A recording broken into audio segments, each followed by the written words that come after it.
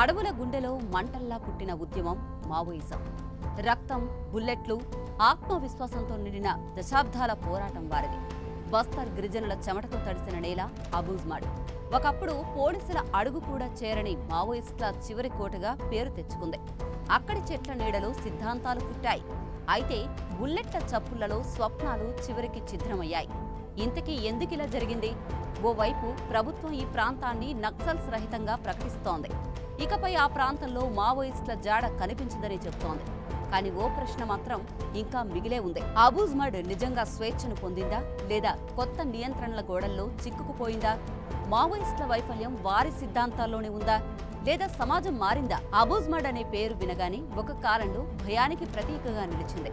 మావోయిస్టుల ప్రధాన స్థావరంగా, భద్రతా బలగాలకు సవాలు విసిరిన అడవి ప్రాంతంగా ఇది గుర్తింపు పొందింది. అయితే ప్రస్తుతం పరిస్థితులు పూర్తిగా మారిపోయాయి. హోంమంత్రి అమిత్ షా ప్రకారం ఉత్తర బస్తర్ ప్రాంతం నక్సలైట్ల హింస నుంచి విముక్తి పొందింది. 2024 జనవరి నుంచి వేలాది మంది నక్సలైట్లు లొంగిపోయారని, వందల మంది అరెస్ట్ అయ్యారని ప్రభుత్వం చెబుతోంది.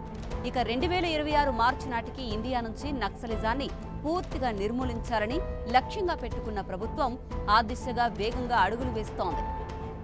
ఇటు స్థానిక జర్నలిస్టుల దృష్టిలో ఈ మార్పు కేవలం భద్రతా విజయమే కాదు, ఒక సామాజిక మలుపు కూడా. బస్తర్ ప్రాంతానికి చెందిన సీనియర్ జర్నలిస్టులు ఇదే విషయాన్ని చెబుతున్నారు. ఈ ప్రాంతం ఇప్పుడు అధికారికంగా ప్రభుత్వ పటాల్లోకి చేరుతున్నప్పటికీ గిరిజనుల జీవితాలు మరో పరీక్షను ఎదుర్కొంటున్నాయి. ఇక్కడి గిరిజన సమాజానికి తమ భూములపై యాజమాన్యం ఉన్నప్పటికీ వారి దగ్గర ఎలాంటి అధికారిక పత్రాలు లేవు. ఇప్పుడు ప్రభుత్వం జోక్యం పెరగడం అనేది అభివృద్ధికి మార్గంగా పైకి కనిపిస్తున్నా ఇది దోపిడీకి కొత్త రూపంగా మారే అవకాశాలు కనిపిస్తున్నాయి. నిజానికి అబూజ్మాడ్ అనే ఈ ప్రదేశం భారతదేశపు మ్యాప్లో కూడా పూర్తిగా కనిపించదు. జీపీఎస్ యుగంలో ఉన్నప్పటికీ ఇది పటాలకు అతీతమైన భౌగోళిక ప్రాంతం. ఛత్తీస్గఢ్లోని బస్తర్ ప్రాంతంలో సుమారు 1000 చదరపు కిలోమీటర్లలో విస్తరించి ఉంది. ఈ ప్రాంతానికి సరైన రోడ్లు, కొలతలు లేవు. అక్బర్ కాలంలోనే ఇక్కడి రెవెన్యూ వివరాలు సేకరించడానికి ప్రయత్నం జరిగినా దట్టమైన అడవుల కారణంగా అది విఫలమైంది.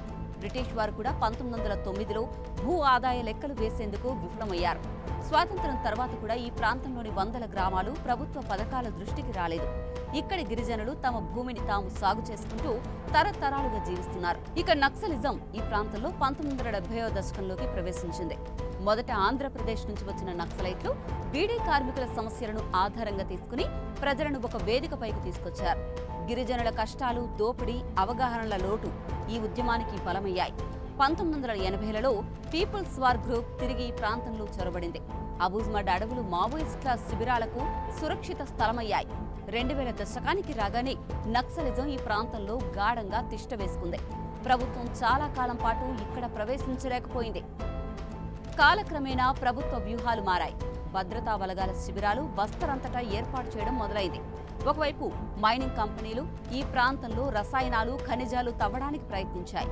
మరోవైపు మానవ హక్కుల సంఘాలు ఇది గిరిజనుల భూములపై దాడి అని ఆరోపించాయి.